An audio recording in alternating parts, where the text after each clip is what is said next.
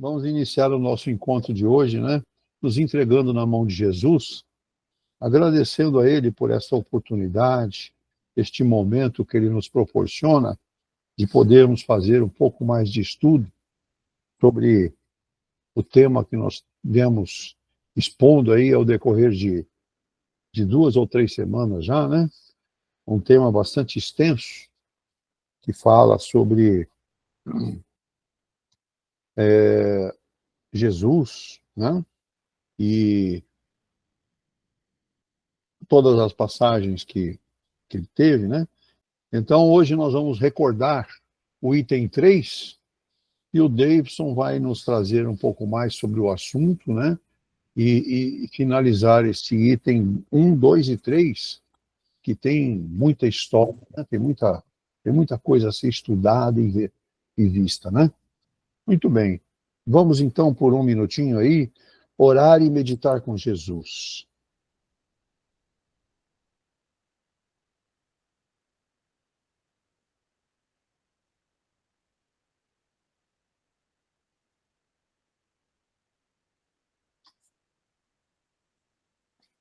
Muito bom, né? Vamos também levar o nosso carinho a doutor Adolfo Bezerra de Menezes e toda a sua equipe, que ele não está sempre junto de nós, nos auxiliando, trazendo conforto a todas as nossas necessidades. Nosso carinho especial a doutor Deolindo, que está sempre junto de nós, nos acompanhando e trazendo conforto a todas as nossas necessidades, né? Que Jesus os ilumine cada vez mais, né? Muito bem. Então, o nosso item 3, do capítulo 4, nos traz a seguinte orientação. Seus discípulos o interrogaram, dizendo: por que, pois, os escribas dizem que é preciso que Elias venha antes? Mas Jesus lhes respondeu: é verdade que Elias deve vir e restabelecer todas as coisas.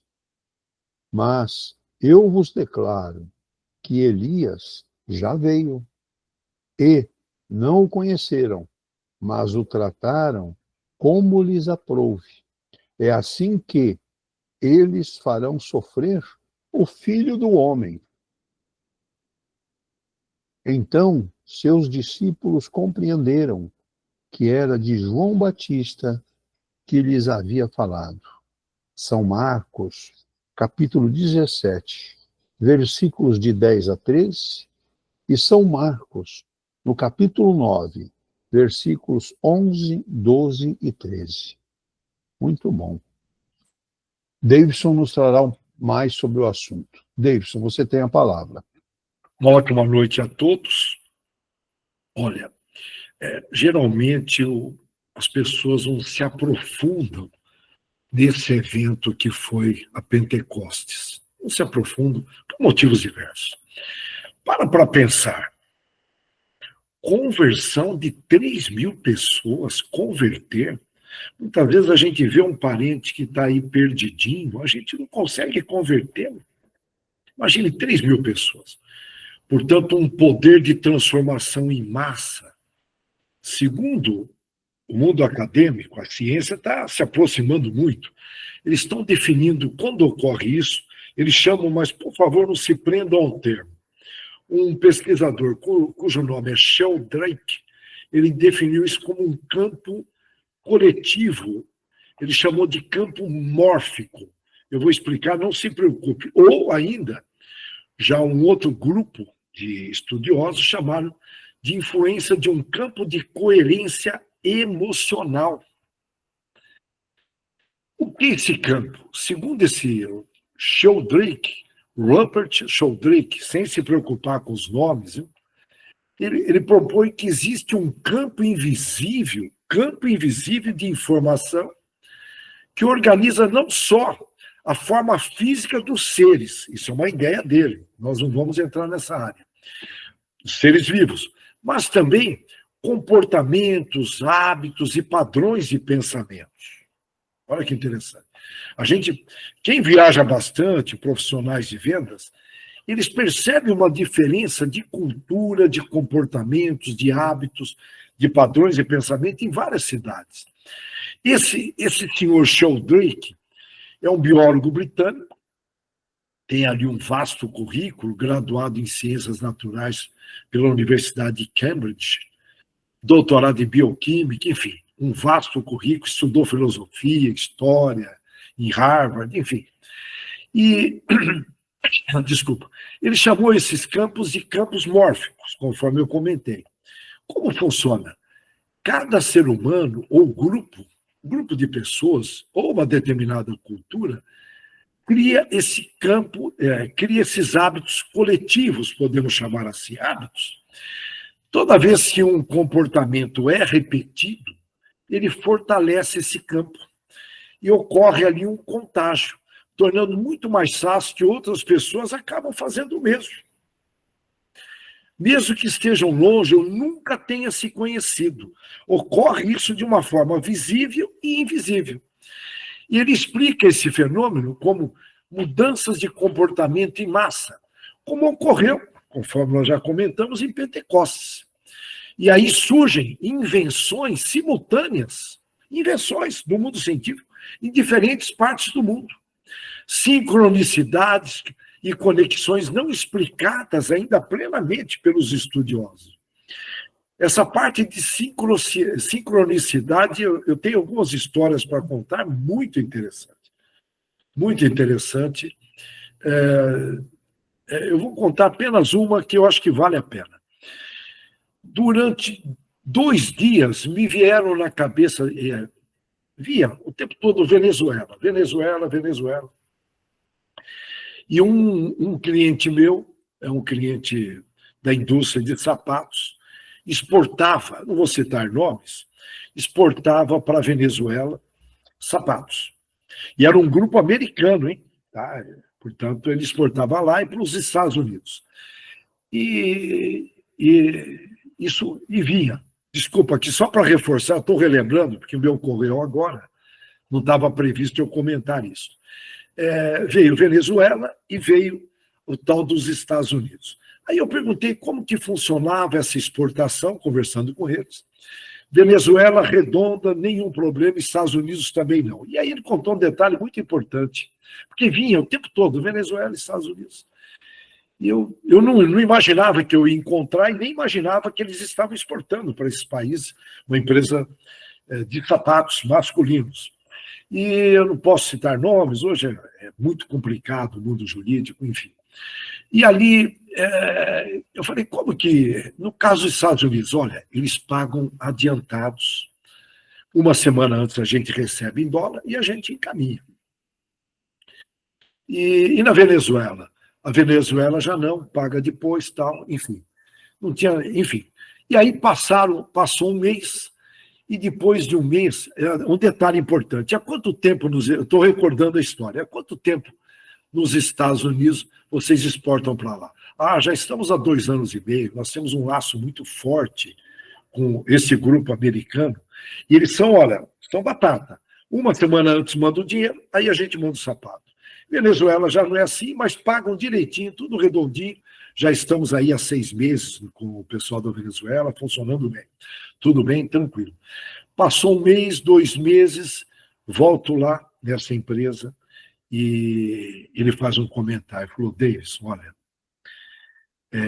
eu lembro que você estava preocupado, você comentou que veio Estados Unidos, veio Venezuela, os americanos há 2 anos e meio mandando o dinheiro antes. Eu estou trazendo aqui algo material numa reunião espírita, mas é interessante. É interessante. Ele falou, olha, e aí viraram para nós, nessa última remessa, falou, olha, é possível vocês mandarem, pelo menos só dessa vez, mandarem primeiro os sapatos e depois a gente manda o dinheiro para vocês? E era uma grande quantidade, e batata. Eles mandaram os sapatos e esses americanos não pagaram até hoje. Agora, eu fiquei pensando, eu estou usando o termo sincronicidade, / intuição, / inspiração, porque vinha, e eu procurei vasculhar, eu estou resumindo aqui, Portanto, nós temos que prestar atenção quando algumas palavras repetitivas, algumas pessoas chamam atenção, ou quando vem aquele pensamento forte.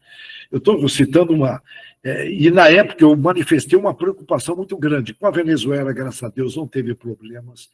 Não sei se depois teve, tá? Mas foram os dois países que vinham o tempo todo. Era uma pessoa falando aqui, eu falei, pô, eu nem penso na Venezuela, nem penso nos Estados Unidos. Por isso, ele comenta sobre isso. E ele traz uma história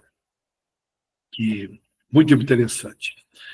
Eu estou comentando isso para chegar num ponto, e nós vamos chegar nesse ponto, porque as profecias rolavam naquela época, Elias, enfim. Tem uma experiência feita pelos japoneses, nas ilhas japonesas, pequenas ilhas povoadas com muitos macacos. Macacos que gostam de batata doce crua. Coincidentemente, nós falamos de batata doce crua antes de começar a reunião, te juro que eu não previ. E esses estudiosos molhavam a batata doce crua no mar e jogavam rolando na areia, chegava até os macacos. A batata, podemos chamar a milanesa, envolta de areia. E os macacos comiam aquela batata doce, que gostavam, mas reclamavam da areia, porque a areia não é digerível. Até que num belo dia, essa pesquisa, se vocês porem na internet, chamada da 100ª macaca. Uma macaca teve a brilhante ideia de lavar a batata doce crua. E aí, o que ocorreu? Os macacos que estavam ali, os mais novos, foram observando e foram aderindo. Foi ocorrendo podemos dizer ali, uma contaminação, eu não gosto de usar o termo contaminação, um contágio, foi sendo contagiando. E os mais antigos macacos, é importante isso, foram relutantes e depois, lá na frente, depois de um tempo, passaram a lavar as batatas doces e cruas na água do mar. Mas o que chamou a atenção, desculpa aqui, o que chamou a atenção foi que numa ilha próxima, portanto, um marzão separando, portanto, água turbulenta, em questão de horas, um macaco numa outra ilha passou a lavar batata doce, tão logo essa primeira lavou. E eles perceberam que ocorreu uma comunicação. Ocorreu uma comunicação entre os macacos de uma ilha para a outra. A Universidade de Kyoto mergulha muito nessas comunicações. E é interessante, entre vegetais, entre animais e entre seres humanos. Portanto, é uma experiência muito interessante e que tem a ver com esse pesquisador, que ele trouxe esse tema, destacando a ideia de um campo organizacional onde ocorre uma impregnação. Eu acredito que a ausência do bem também saiba disso, eles sabem disso. A ausência do bem, vocês me entendem bem, nós estamos falando do mal. Por isto que nós temos de orar para as grandes cidades brasileiras. É muito importante orar, porque a nossa oração contribui para alterar, eu vou chamar de campo energético, eu não gostei muito desse termo, campo mórfico, que é o correto a pronúncia, eu prefiro de um campo energético, e bem como em nossas residências. Em nossas residências, a gente cria esses pequenos campos localizados nas nossas empresas onde trabalhamos, por isso a importância do evangelho no lar, que muitas vezes alguns espíritas subestimam. Eu conheço uma família que subestima. Olha, esse campo energético, ele se aproxima muito dos conceitos antigos como inconsciente coletivo. Portanto, é um oceano energético. Em práticas tais como meditação, estados alterados de consciência, as pessoas relatam acessos a informações ou sentimentos de outros, sugerindo que nós estamos todos conectados por um campo maior. Se nós levarmos esse grupo agora numa penitenciária, com certeza a gente não vai se sentir bem, inibindo a visão, a audição. Tem um caso de uma amiga que teve uma experiência dessa, sentiu até tontura. Portanto, só de passar perto de um pavilhão lá em São Paulo, no Carandiru, a antiga penitenciária de Carandiru. Portanto, olha, pensamentos e hábitos positivos alimentam esse campo energético. Olha a nossa responsabilidade ao saber disso. Olha a nossa responsabilidade com pensamentos, com falas, conversas, nada positivo, palavras negativas, sem perceber, porque o pai fazia assim, o avô fazia assim, a minha irmã faz assim, minha mãe é assim. Tem que interromper isso. Tem que interromper essas correntes. Portanto, a responsabilidade é muito grande. E tem grupos que chamam, eu não vou entrar aqui nessa questão, grupos de estudiosos de um instituto, chamam de coerência emocional. Portanto, criam campos de cura e transformação acelerada. Esse grupo que nós estamos aqui é um grupo de cura. Com certeza, a fé de todos que estão aqui estão contribuindo. É importante a gente saber disso. Tem gente que tira, muitas vezes, a imagem e fica vendo outras coisas, trabalhando e ouvindo de longe. E, de repente, até deparando com outros problemas que não tem nada a ver, jogando energias nesse grupo de bobeira, sem perceber. E ingenuidade. Portanto, é importante o grupo todo estar concentrado. Não precisa mostrar a imagem, não tem problema. Mas fica concentrado no que nós estamos conversando.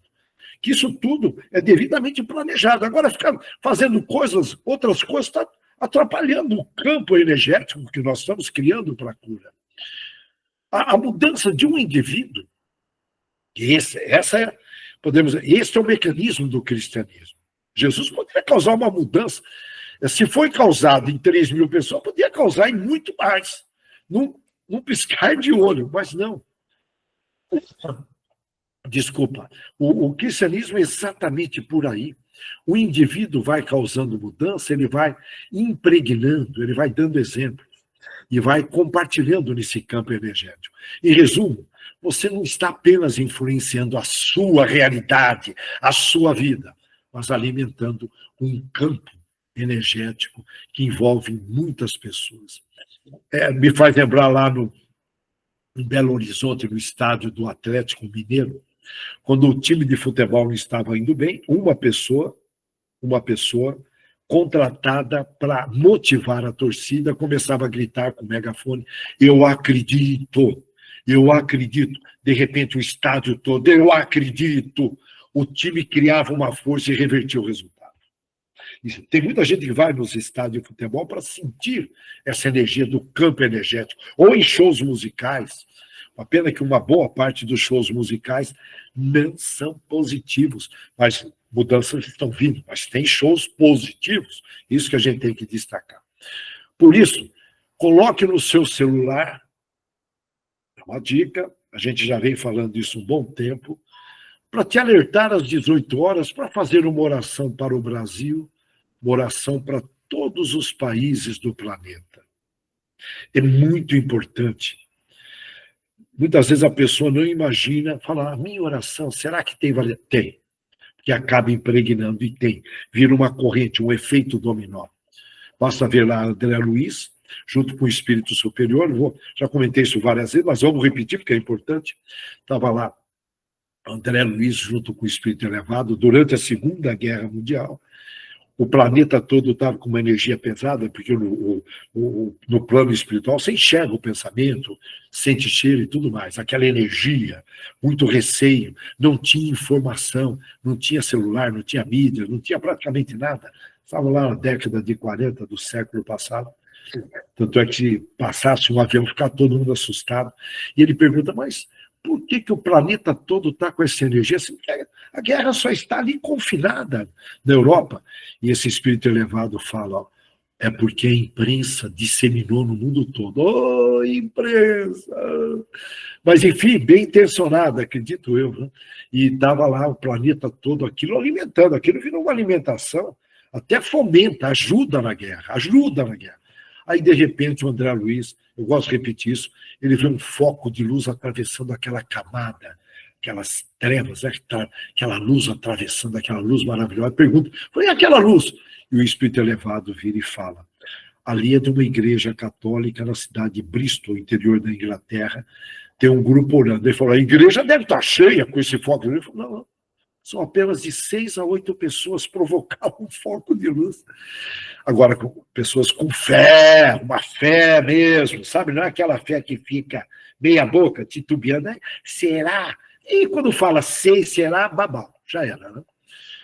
Então, olha, fica aí a sugestão às 18 horas, nós orarmos. Tem um grupo enorme no Brasil orando às 18 horas, para nós termos paz em todas as partes, e, enfim, os irmãozinhos, os líderes caírem em si, pensarem no bem, falarem no bem e agirem no bem.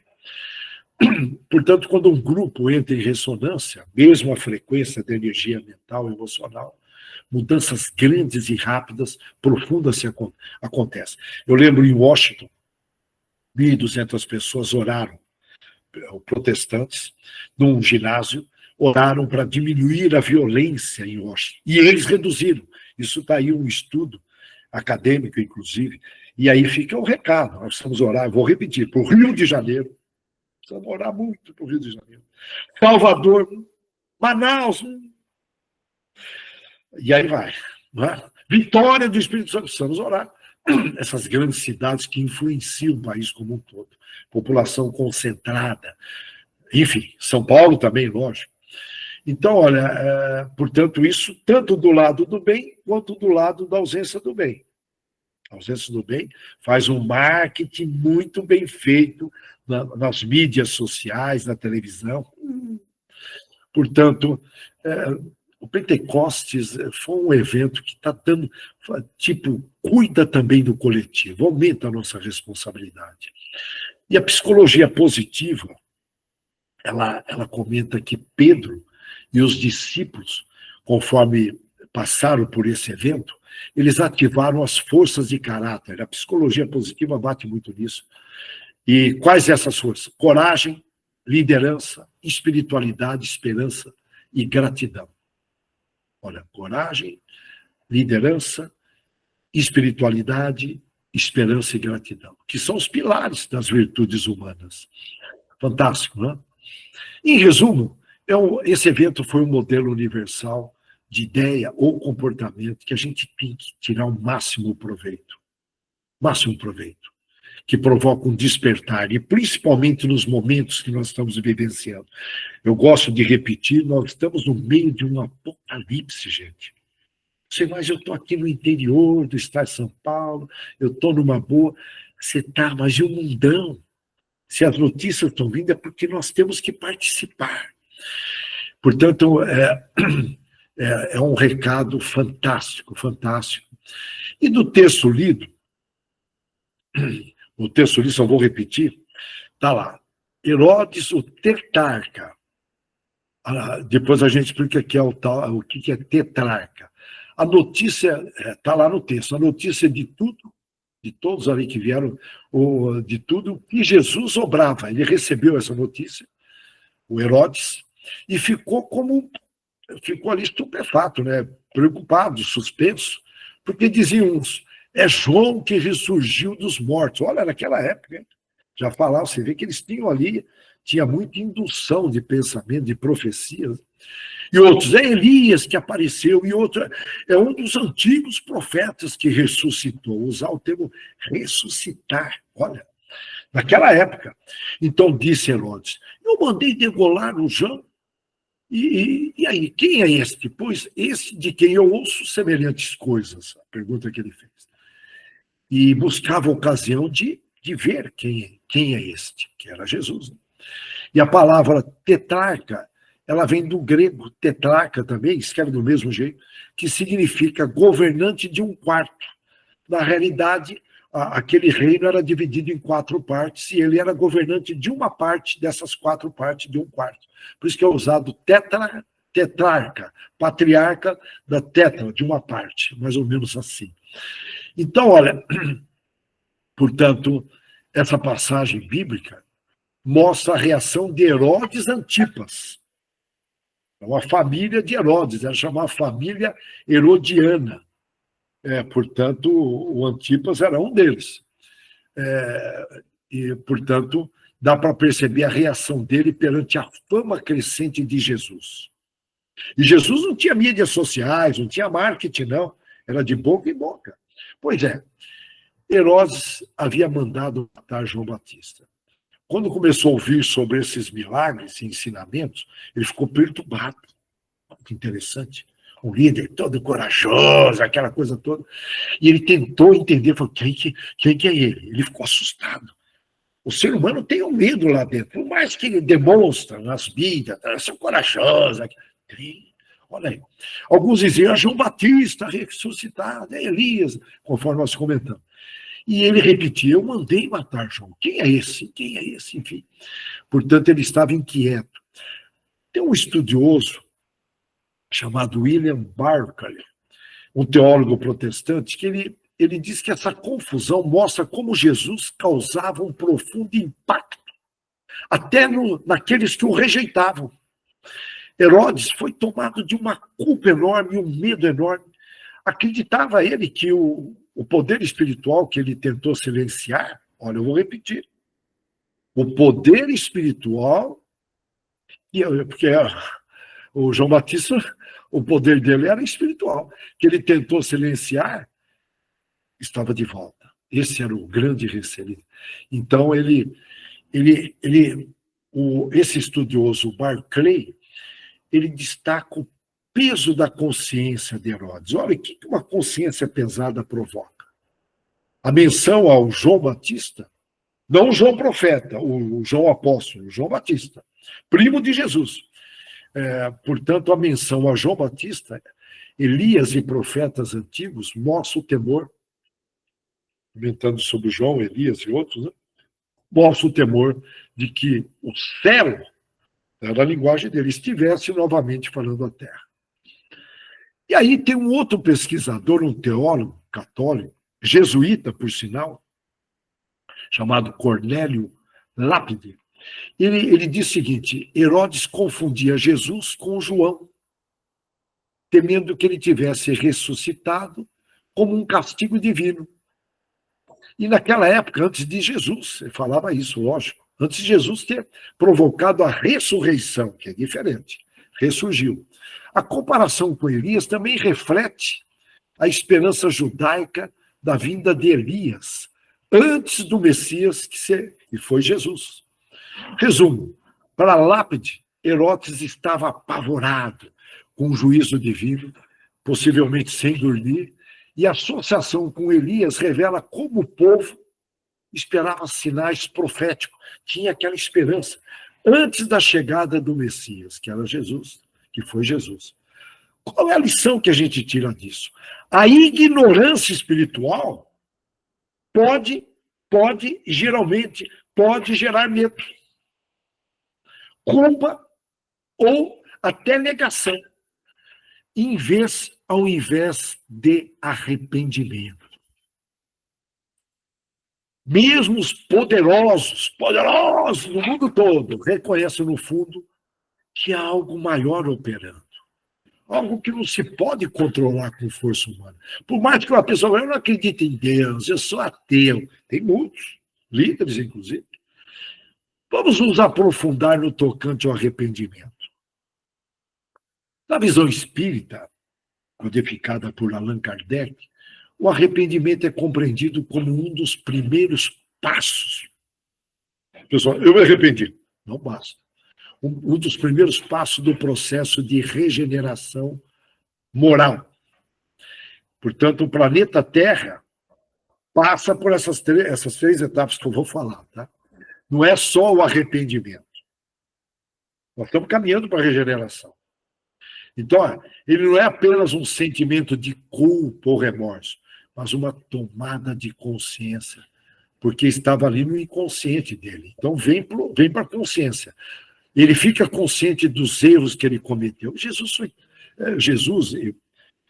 coloca, não faça aos outros que não queira que te faça. Se você fez algo de errado, isso pesa, irmão, pesa. E um desejo, é importante, um desejo sincero de reparação e mudança. O livro dos Espíritos, e mesmo lá o céu e o inferno, o arrependimento é dito como um ato voluntário do Espírito que reconhece o mal praticado. Pode ocorrer durante tanto a encarnação quanto na erraticidade, ou na erraticidade, clareia muito. E só isso não basta. Tem que ser seguido, olha, repara bem, o arrependimento tem que ser seguido da expiação, isso nós somos um planeta de prova e expiação, portanto, a expiação é uma oportunidade de aprender com as consequências dos erros, e reparação, tem que reparar. Olha, me arrependi, eu estou na boa agora. Tem que expiar, tem aprendizagem, e depois você tem que pagar, reparar. Portanto, são 3 fases da regeneração. Então, nós temos muito trabalho aí pela frente. Portanto, Allan Kardec, ao tratar da lei da causa e efeito, destaca que o espírito progride através dessas 3 etapas principais, que eu vou repetir. Arrependimento, expiação. A expiação não vem como punição, mas vem como aprendizado. Eu sei que tem gente que, para aprender, tem que vir a dor. É nós. Sem dor, a pessoa não aprende. Então, fala, estou sendo punido. Não, é que você não ouviu o teu anjo da guarda, então teve que vir a dor. Irmão, não merece, para aprender. E depois a reparação, que é você aí buscar a vítima, pagar de alguma forma isso. Portanto, você tem que passar por essas 3 etapas. Será que tem algum atalho? Não cai nessa, que é armadilha do mal. Se alguém propor, falar, vem aqui para a minha religião, que nós vamos tirar toda essa dor, você não precisa pagar, aí não cai nessa não, irmão. Você é mais velho, isso é coisa do século XIX, mas tem gente que cai nos dias atuais ainda, com toda essa informação. Tem gente que cai, gosta de cair, enfim. Em resumo, está bem claro o que Allan Kardec traz aí para nós, né?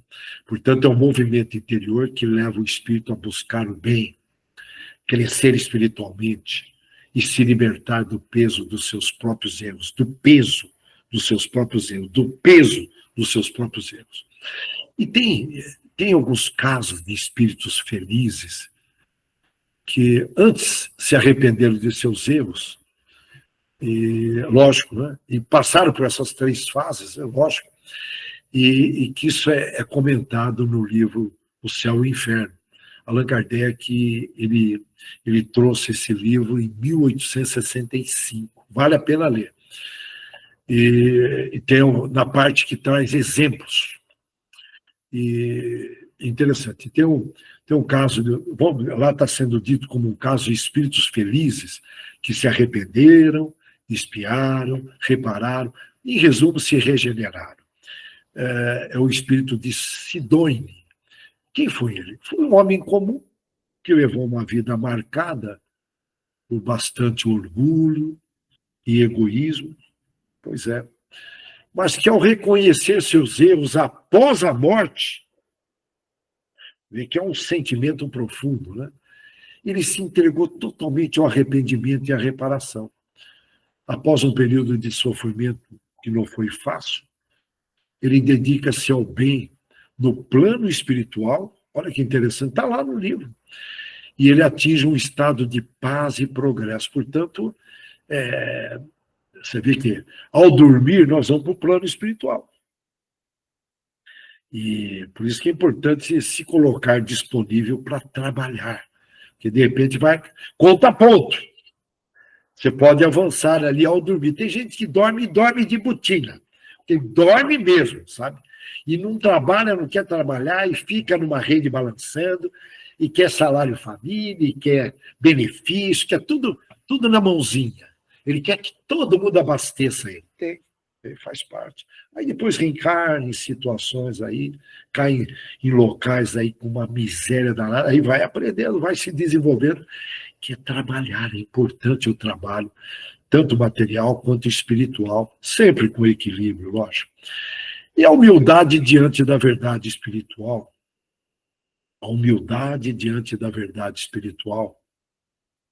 abre portas para a felicidade.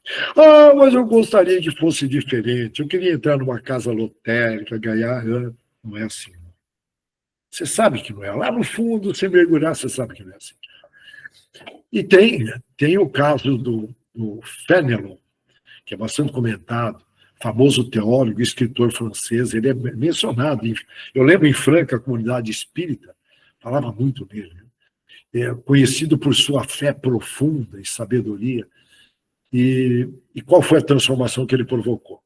Apesar de ele ser uma pessoa elevada espiritualmente, ele reconheceu que as suas mensagens ainda tinham erros humanos. Ele mandava muitas mensagens a corrigir com traços de vaidade. Olha que interessante. E seu arrependimento impulsionou ele continuar evoluindo, mesmo após desencarnar. E qual é a lição que a gente tira disso? Desses espíritos elevados? Que eles seguem sempre aprendendo e crescendo. A pessoa, não, já atingiu um estágio, corre o risco de encontrar espírito, fala, não, praticamente 40 anos praticando a caridade, sabe aquela conversinha? E se acha. E ele fica paradinho. Não é assim. Tudo é continuidade, nós temos que ser contínuo. E a humildade de falar, eu tenho muito que aprender, é fantástico. A gente tem muito que aprender. A humildade é a chave para o progresso contínuo, é a chave para o progresso contínuo. E, em suma, é fantástico quando a gente vence essas 3 etapas. Eu já estou em cima do tempo, olha. Então, olha, reflitam bastante sobre a importância do arrependimento, da expiação e da reparação. Que Deus abençoe a todos, que Deus ilumine a todos e, com a graça de Deus, até a próxima semana. Que assim seja. Que assim seja, Davidson. Muito obrigado. Muito bem. Vamos dar continuidade, então. O André trará palavras do Dr. Deolino. André, você tem a palavra. Falamos aqui sobre essa passagem, né, de Jesus, onde traz aqui o contexto, né, do início da explicação aqui da reencarnação, ressurreição, traz os exemplos, principalmente dos profetas, né, dos quais, assim, através das suas obrigações missionárias, de tempos em tempos, sempre em nossos meios. E essa passagem maior que assim ficou desse processo, dessa bondade divina para a humanidade em todos os tempos, veio com a reencarnação de Elias, né? Através de João Batista, precursor aí do cristianismo, onde trabalhou incansavelmente, né, como marcado assim foi pelos batismos da água. Mas, na verdade, o batismo da água era algo simbólico, que ali mostrava a necessidade de se limpar das suas deficiências, fazendo com que os pecados dos quais assim carregavam consigo pudessem serem eliminados da sua vida, tendo um recomeço diferente na busca de se tornar um ser melhor. Então veja, mas não podemos restringir, né, toda essa época, dessa fase importantíssima para o fortalecimento da chegada do divino em nossos meios, apenas como a era do batismo. Não. Aquele precursor, João Batista, trouxe ensinamentos maravilhosos, através também das suas pregações que aglomeravam multidões, principalmente quando estava ele no Rio Jordão. Então, muito se pregou sobre o verdadeiro Deus, muito se pregou sobre a necessidade de um recomeço sempre na sua vida. Muito se pregou da necessidade de sempre ter que vir a nascer de novo. Ainda mais numa época bruta, da qual assim estava o nosso planeta. Com espíritos reencarnados também brutos, dentro de um contexto de ignorância, até mesmo de um primitivismo, pela forma da qual interpretavam não apenas o preceito de como interpretar a Deus, mas o como interpretar a vida, os valores que davam, o respeito que deveria ter para com o seu próximo, que não se tinha. Não porque tinham eles culpa de tudo isso, não, pelo estado da qual ainda o planeta, o ser se encontrava. A brutalidade. Seja sexo masculino, feminino, uma distância muito grande de valores. O próprio respeito para com o seu próximo, onde as leis eram muito diferentes, né? Por exemplo, a lei do sangue, né, onde o direito se tinha da vingança. Olha o absurdo que se fazia presente. Então, a necessidade desses incansáveis trabalhadores de Deus, assim, trazer esses novos ensinamentos se faziam cada vez maiores. E até mesmo por poder estar a preparar, né, ou adubar o caminho para a chegada do divino, para que pudesse ser um pouco mais fácil. E assim ele propagar a verdade cristã, a verdade divina. E assim ocorreu. Tanto que já foi dito que Jesus aglomerava multidões. Jesus renovava multidões. Poderia ser aqueles que a ele se simpatizavam, onde se tornava um pouco mais fácil. Mas muitos a ele não se simpatizavam, aonde também entendiam os ensinamentos e se transformavam para seres melhores. E dali, vamos dizer assim, que começou uma nova era do ser com a consciência de uma coisa única, do verdadeiro Deus. O Deus do amor, o Deus da bondade, o Deus da oportunidade. Para que na sequência pudesse também colocar as necessidades de como o ser pensar, de como o ser falar, de como o ser sentir, de como o ser agir, fazendo com que mudanças ocorressem dentro do elo de um relacionamento social, do qual assim sempre necessário se foi. Aprendendo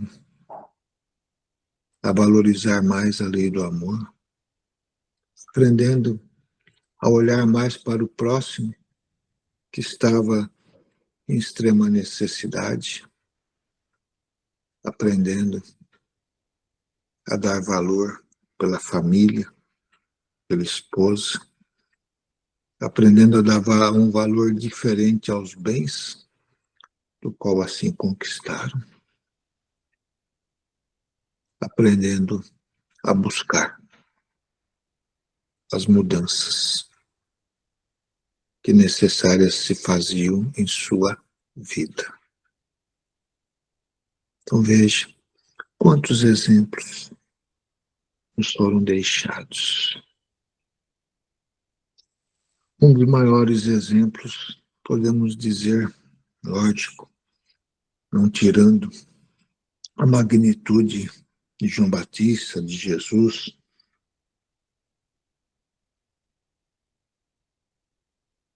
mas um grande ensinamento na passagem de Jó, com toda a sua história, onde ali se ficou firmado, né, a fé de Jó. Eu gostaria de dizer a paciência de Jó, a firmeza de Jó, toda a sua trajetória de provação, fazendo com que o firmamento da verdadeira lei divina estivesse presente na sua vida, e na qual esse ensinamento desta passagem nos mostra o como temos nós que nos portarmos também na vida de hoje. Porque se Jó passou por muitas dificuldades, por muitas percas, por muitas tentações, tendo que colocar em dúvida até mesmo a tua fé para com Deus.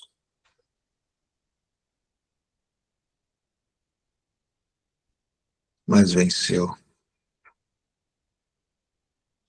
Superou a todos aqueles que a instigavam a se perder, porque o mal está sempre presente nesta condição que o planeta ainda se encontra, instigando o ser a ficar atrasado no tempo.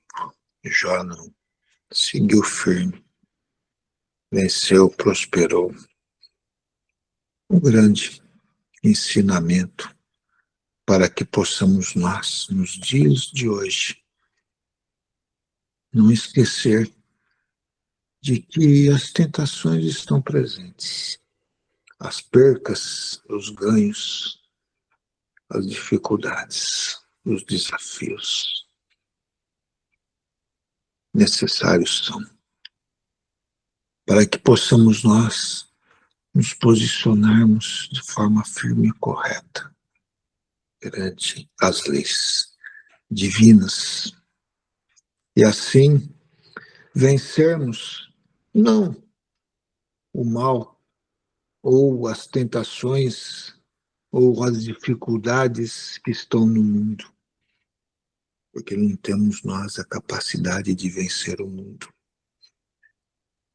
mas vencer as nossas tentações, as nossas dificuldades, vencer as nossas dúvidas, os nossos medos. E assim se fortalecer dentro da fé, que faz com que então possamos adquirir novas virtudes, como ser criado por Deus na simplicidade e na ignorância, para que na próxima etapa sejamos nós muito mais leves, sejamos nós muito mais iluminados, possamos pedir ao Pai a reencarnação, não pura e simplesmente como uma grande provação, mas sim como uma grande oportunidade de poder também levar a um próximo benefícios que necessários se fazem, porque estaremos nós bem próximos deles nas condições que o planeta nos proporciona. Possamos e podemos assim proporcionar com que muitos mudem a sua caminhada. Então podemos dizer que profetas todos nós podemos ser, desde que estejamos sempre próximos de Deus.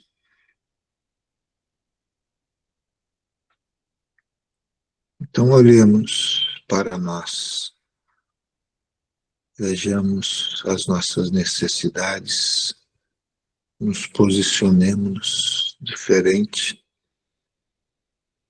transformemos em seres melhores do que achamos que somos, porque o achismo não nos leva a nada.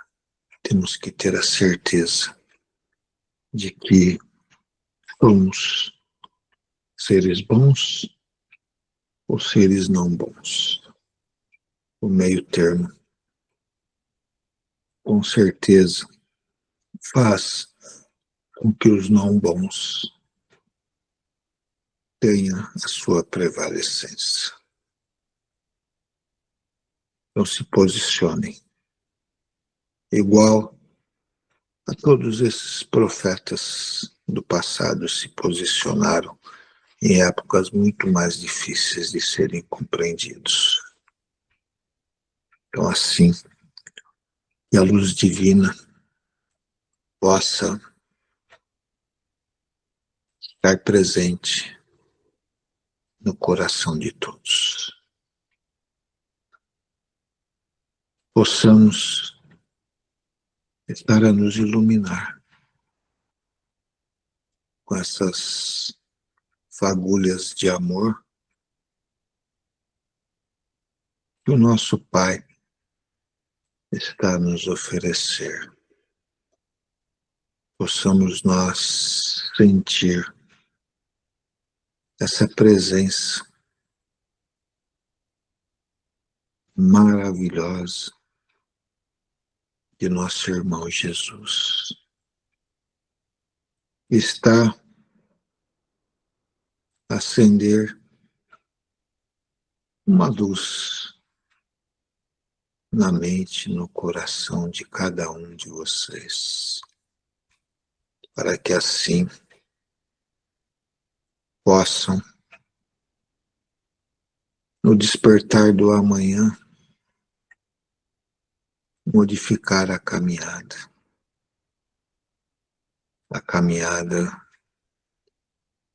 na forma de interpretar a vida, valorizando-a muito mais por todas as oportunidades que são oferecidas, dentro das vitórias ou dentro das perdas, que são as derrotas, dentro dos momentos de alegria ou dos momentos de tristeza, que são as incompreensões da vida.